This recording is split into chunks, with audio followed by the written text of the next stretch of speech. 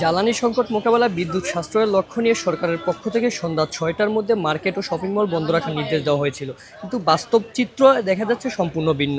নির্ধারিত সময় পেরিয়ে গেলেও রাজধানীর অধিকাংশ মার্কেট ও বিভিন্ন শপিং মল আগের মতোই, কোথাও কোথাও স্বাভাবিক সময়ের মতোই চলছে কেনাবেচা, চলছে আলোকসজ্জা।